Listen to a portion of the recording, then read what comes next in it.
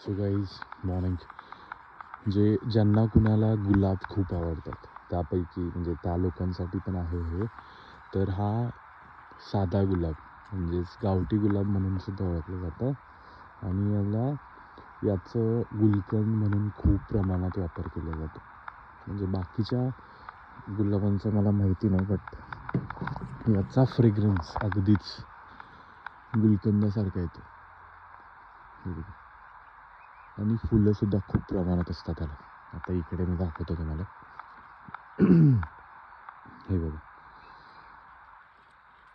1 2 3 4 5 6 7 8 9 आणि 10, इकडे 11 12 असे एकाच स्टंपवरती, एकाच फांदीवरती एवढी फुलं आली.